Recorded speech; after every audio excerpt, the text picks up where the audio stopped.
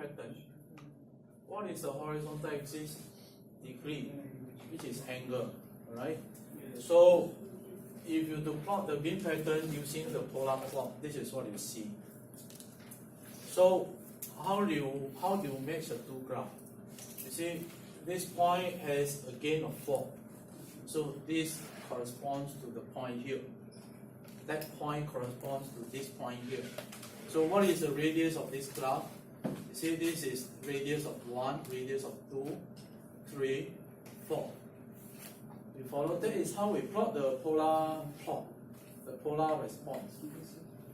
You follow? So for example, this point corresponds to this point, and here on this polar plot, this direction corresponds to 0 degree, 30 degree, 60 degree, 90 degree. So from here, if you are talking about 0 degree, then the blue line here should be positioned, or I should say this point at 0 degree, the point on the blue line should be positioned right at the origin here.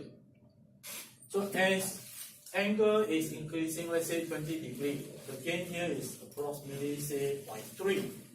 So you have to go to the location or the direction of 20 degree, draw a line 20 degree where the angle enclosed is 20 degree, and then measure a distance of 0.3, put a dot there, and then give you the next point of your blue line.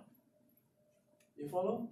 So and from here you can see that as you to increase the direction from 30 degree to 20, 30, 40, the amplitude over here changes accordingly. So every values that you obtain from this x, y plot, you mark out the corresponding points, right, on this graph, and then will form this pattern, and that is called the polar response pattern.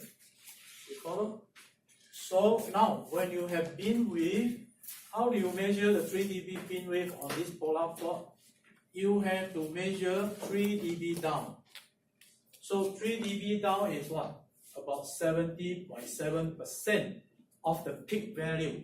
What is the peak value? 4. So 4 divided. Actually, you have done all these things before, you know. You see, that is the highest gain.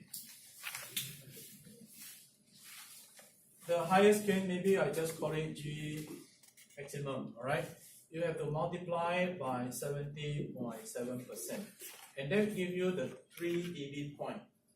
Okay, so that gives you the 3 dB gain. But in terms of absolute value, right?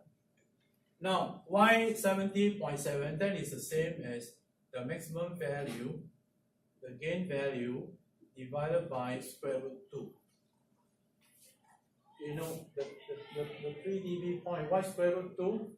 Because square root 2, 1 over square root 2, you take square, what do you get?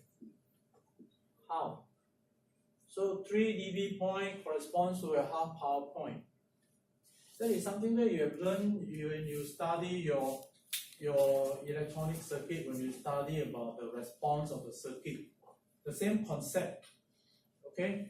1 over square root 2 square give you 1 over 2. Of course, that is the half power. And that's why, you know, just now when I show you the expression of a beam wave, I show you the power response is set to half. I did not explain that because I thought you know. Because it's the same concept. Okay, so that's the meaning of half power point. So the 3 dB beam width means you set the power response of your array to be 0.5, and then you solve for the angle 5, and that gives you the 3 dB point, and that gives you the corresponding 3 dB beam width.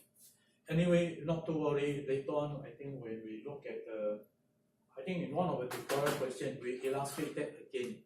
Okay? So, okay. 1 over square root 2, if you to work it out, it is about 0.707. That's why I say multiply by 70.7%. and then it will give you the 3 dB gain. So in this case, 0.707 times 4 will give you how much? About 2.8, right? 2.8 something. So that's why over here, if you do measure, you know, the radius, this is 1, this is 2, 2.8 is around here. Alright? 2.8, you draw the radius with radius 2.8, you draw a circle. You draw a circle. The circle is going to cut through the beam at these 2 points. You follow? Then the angle span, from here to there, give you the beam width. Not the distance. Here, there is no physical distance at all. It is the angle that you rotate from one end, which is 3 dB down from the peak, to the other end, which is also 3 dB down from the peak value. The angle span is the so-called beam width. You follow? So that is how we define beam width. The concept is actually the same as that of your filter response. Filter response, you measure the pass band, or the bandwidth within the pass band in the frequency axis. Here we measure the beam width in what? In degree, in either azimuth angle or elevation angle or polar angle. Alright, so in this case, what you can do in this case for the XY plot is take 4 multiply by 17.7%, that gives you a straight line, plot it, that will cut the 2 points, measure this distance. When I say this distance, I'm saying this angle. You follow? And that gives you the beam width on the XY plot. Okay? Okay, now,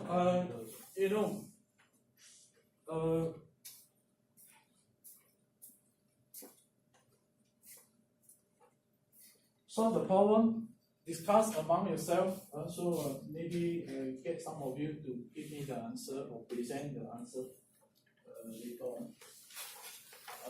Well, perhaps these 4 form a small group, and the 4 here form a